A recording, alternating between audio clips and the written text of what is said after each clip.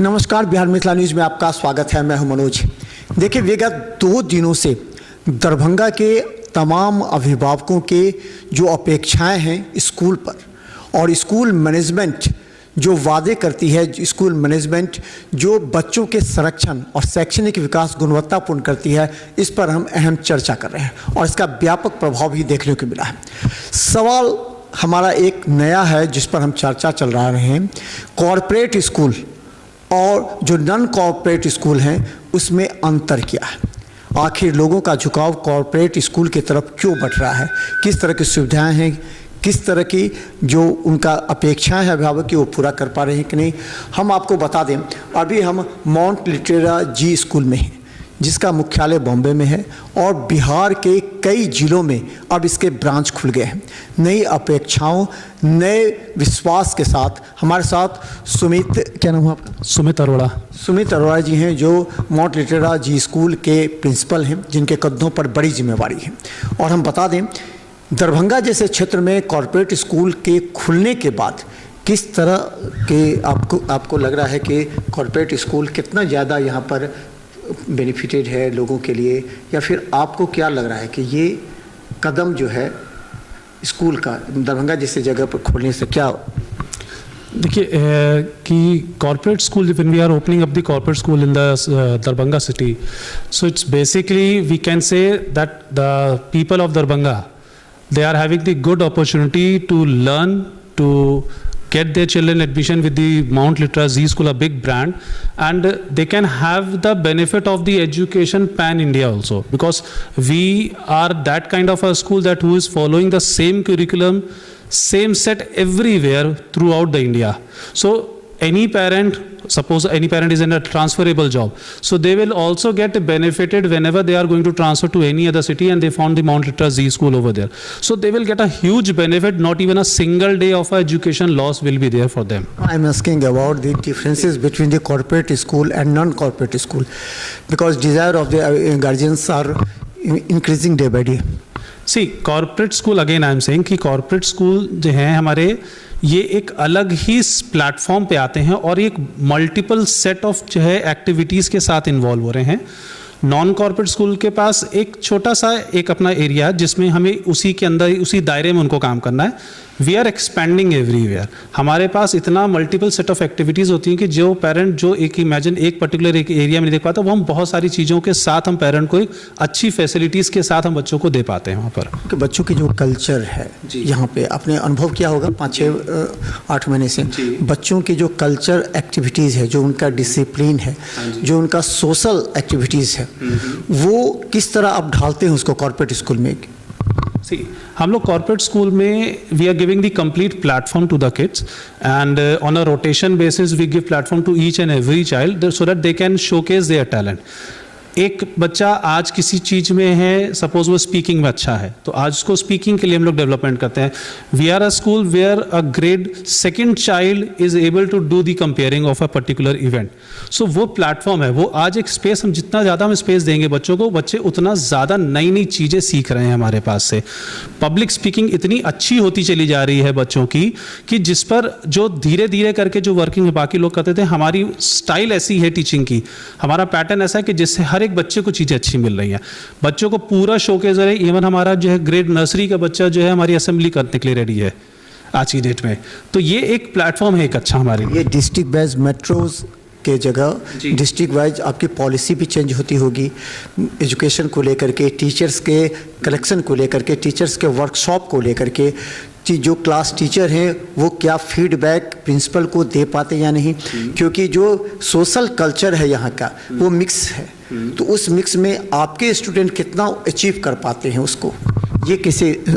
देखिए, हमारे स्कूल का जो मैकेनिज़्म है, उस मैकेनिज़्म के अकॉर्डिंगली हमारे सारे टीचर्स रेगुलर बेस पे हमारे टच में रहते हैं, रेगुलर फीडबैक पेरेंट्स से लेते हैं, रेगुलर फीडबैक हमको बताते हैं, सो दैट कि जो भी प्रॉब्लम्स आ रही हैं we cater them time to time and we can resolve them immediately.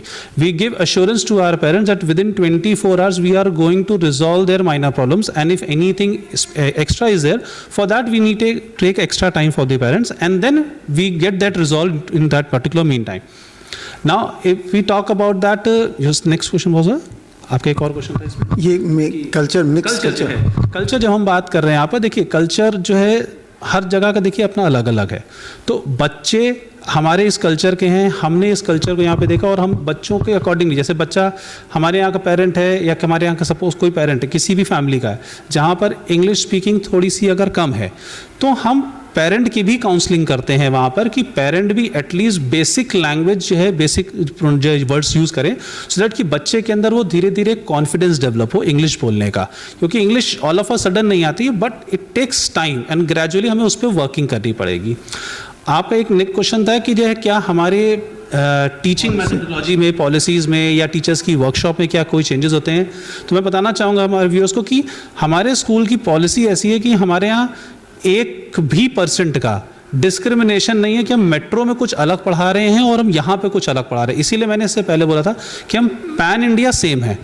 आज बच्चे का जो दरभंगा में पढ़ रहे हैं, अगर कल को ट्रांसफ़र होता है, सपोज करिए दिल्ली में ट्रांसफ़र हो रहा है, तो दिल्ली में भी सेम सेट ऑफ क्यूरिकुलम मिलेगा, सेम चीज़ें मिलेंगी। बच्चे का सिर्फ उतने दिन का जो ट्रैवल वाला टाइम है, उतने दिन वो स्कूल टीचिंग से दूर है, लेकिन हमारी ऐप बेस्ड टीचिंग है। बच्चा ऐप पे उस समय उस पर्टिकुलर टाइम पर अपने सब्जेक्ट को पढ़ सकता है। Complete module, complete video lecture, complete हमें आज के दिन में क्या असाइनमेंट करना है, हर चीज़ हमारी ऐप पे बेस्ड अवेलेबल है और बच्चा वहाँ से भी उतने दिन के वो पढ़ पाएगा। तो उसका लॉस कहीं पे भी नहीं है। ना हमारे यहाँ कोई टीचर्स का कोई ऐसा कोई डिस्क्रिमिनेशन की, टीचर्स की ट्रेनिंग इतनी तरीके से होती है, इतनी मल्टीपल ट्रेनिंग्स होती हैं हमारे सिस्टम में कि टीचर को बहुत कुछ सीखने को मिलता है। हमारा सिस्टम ऐसा है कि जहाँ पर हम टीचर से इम्प्लीमेंटेशन में हमारी सारी प्लानिंग हमारे नए हेड ऑफिस से हम करके देते हैं, हमें इम्प्लीमेंटेशन करना है। और जब इम्प्लीमेंटेशन की बात होती है, we need just a good teacher, those who can implement a part.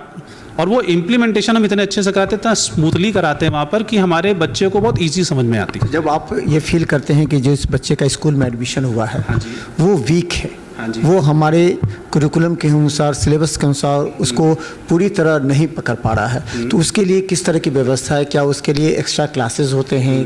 उसको फिर किस तरह आप टाइम रखना? देखिए, अगर बच्चा सपोज करिए किसी पर्टिकुलर सब्जेक्ट में वीक है, तो हम उस सब्जेक्ट को पहले फाइंड आउट, हमारा जो सिस्टम में है कि हम उसको बच्चे को एक तो देते हैं रिमीडियल क्लास देते हैं।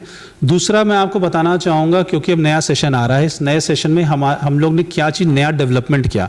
हमारे डेवलपमेंट में हमने एक ऐप बनाई है। उस ऐप में हम इनिशियल के स्टार्टिंग जो 1 वीक बच्चे को देंगे, उसमें हम बच्चे का एक असेसमेंट करते हैं, जनरल असेसमेंट है। उस असेसमेंट के बेस पर बच्चे का लेवल समझ में आ जाता है कि हाँ बच्चा एक गुड है, एवरेज है या वीक कैटेगरी में। और ऐप जो है हमारी उसी के लेवल के अकॉर्डिंग उसके लिए जनरेट कर देती है क्वेश्चंस, क्योंकि AI बेस्ड ऐप है। जितने ज़्यादा क्वेश्चंस जनरेट होते हैं, तो बच्चे के लेवल के अकॉर्डिंग जब हमने क्वेश्चन जनरेट करे, बच्चा धीरे धीरे उस पर प्रैक्टिस करते हुए कॉन्फिडेंस गेन कर सकता है। स्टूडेंट्स के लिए अलग से क्लासेस? बिल्कुल है, बिल्कुल क्लासेस हैं ऐप बेस्ड पे। ऐप में भी हमने इस बार इतना इंप्लीमेंट किया है कि बच्चा घर पे बैठ के भी प्रैक्टिस कर पाएगा वहाँ पर। जो हम स्कूल में पढ़ा रहे हैं उसके अलावा ऐप में जो हमने एक असेसमेंट दिया स्टार्टिंग में, उसके बेस पे एक अलग क्वेश्चन हैं। तो बच्चे का कॉन्फिडेंस डेवलपमेंट के लिए हमने पूरा काम किया है इस बार। अच्छा, एक अंतिम सवाल, ये एक जनरल मानसिकता है, कॉर्पोरेट स्कूल है, ज़्यादा फीस होगा, ईयरली ज़्यादा होगा, बहुत से कन्फ्यूज़न रहते हैं। जब लोगों को लगता है कि नहीं, जाने के बाद की, जाने से पहले ही लोग डरते हैं कि वहाँ जाएंगे तो पहले लगेगा। तो इन तमाम बातों को किस तरह आप कंपेयर करते हैं अन्य स्कूलों से या अन्य कॉर्पोरेट स्कूलों से? सर, मैं बताना चाहूँगा कि हमारे स्कूल का जो फीस स्ट्रक्चर है, we have not make that kind of a fee structure which is not affordable by the student, by the parent. We are very much less in comparison to our other competitive schools. और हमारे यहाँ parent जब भी visit करता है, they can easily identify that how much differentiated जो है fee structure that we have. And we have always considered the living standard of the Darbhanga. हम अपने यहाँ के लोगों को लेते हुए ही हमने ध्यान में रख के ये फीस स्ट्रक्चर डिज़ाइन किया है कि हमारे किसी भी पेरेंट को किसी भी टाइम पर कोई बर्डन ना लगे कहीं पर। तो हमारा फीस स्ट्रक्चर बिल्कुल नॉमिनल है, बहुत कुछ हाई स्ट्रक्चर में हम नहीं आते हैं कहीं पर भी। एक अंतिम सवाल, ये कहा जाता है कि हमने कई स्कूलों का जब ऑब्जर्वेशन किया है तो कहा जाता है कि टीचर्स की काफ़ी कमी रहती है। टीचर्स की कमी की वजह से कभी कभी हमने देखा है कि फिजिक्स के टीचर ज्योग्राफी पढ़ा रहे हैं, कभी कभी मैथ के टीचर को हिंदी पढ़ाना पड़ता है, तो इससे क्वालिटी पर असर पड़ता है। तो आपके यहाँ टीचर्स की किस तरह की कैटेगरीज है, कहाँ से टीचर्स को? देखिए हमारे यहाँ के जो टीचर्स हैं, हमारे यहाँ के सारे टीचर्स सब्जेक्टिव ट्रेन टीचर्स हैं, ठीक है। जो सब्जेक्ट के जो टीचर हैं they are teaching that particular subject only. हमने कहीं पे भी किसी भी ऐसे नहीं कि हमने हिंदी टीचर को इंग्लिश या इंग्लिश टीचर को हिंदी, ऐसा कहीं पे नहीं है। जो सब्जेक्ट कमांड है जिस टीचर का, हमने उसको वही सब्जेक्ट दिया है वहाँ पर। और हमारे यहाँ के जो है लोकल भी टीचर्स हैं और हमारे आउटसाइडर टीचर्स भी हमारे पास अवेलेबल हैं। हमारा कहीं पे कुछ ऐसा नहीं, क्योंकि हमने आपको जैसा बताया कि हमारे टीचर्स को हम लोग ट्रेन इतना कर देते हैं कि हमको वो रिक्वायरमेंट ही नहीं आती कहीं पर कि हमें बिल्कुल एक डिफरेंट कहीं के चाहिए। हम अपने टीचर्स को इतना ग्रूम कर देते हैं कि वो कहीं पे भी जाएं तो वो रिप्रेजेंट कर पाते हैं that okay we have done the training from this corporate school and we are representing. तो वो हमारी ट्रेनिंग रिफ्लेक्ट करती है सब जगह हमारे टीचर्स को। तो धन्यवाद। आपको हम बता दें, दरभंगा में नामांकन प्रारंभ हैं। कई अभिभावक ये प्लानिंग कर रहे हैं कि क्या करें, लेकिन ऑब्जर्वेशन विश्लेषण भी करते जा रहे हैं। कई ऐसे स्कूल हैं जहां डिसिप्लिन का घोर अभाव है, कई ऐसे स्कूल हैं जहां शिक्षकों का घोर अभाव है, वहां की जो एमिनिटीज़ हैं उसका घोर अभाव है। इस परिस्थिति में पेशोपस में रह रहे गार्जियन को हम एक मौका देते हैं कि आप जरा सोचिए समझिए, उस स्कूल के बारे में जानने का प्रयास कीजिए, जाकर इंक्वायरी कीजिए। क्योंकि देखिए बेस जो होता है वो पहला से लेकर के 8वां तक का होता है, और ये बेस अगर आपके बच्चों का कमज़ोर हो गया, उसके बाद आप किसी भी बड़े स्कूल में डालें, किसी भी कॉर्पोरेट स्कूल में डालें या मेट्रो सिटीज़ के स्कूल में डालें, वो इम्प्रूव नहीं कर सकता है। और जो हम बता दें कि माउंट लिटरेला जी स्कूल, जिसने अपनी स्थापना काल से ही बच्चों को मनोवैज्ञानिक रूप से तैयार करता है ताकि वो अपने आप को दरभंगा में रहकर भी मेट्रो सिटीज़ के स्टूडेंट की तुलनात्मक बेहतर कर सके।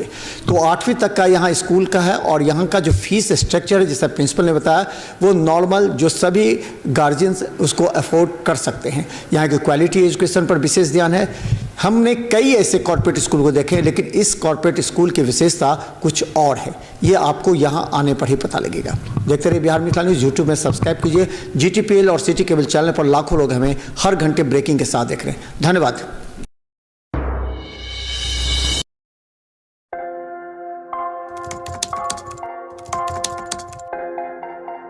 मतलब ये हुआ जुमला हुआ, ऐसा कोई नहीं कर सकता है दुनिया में।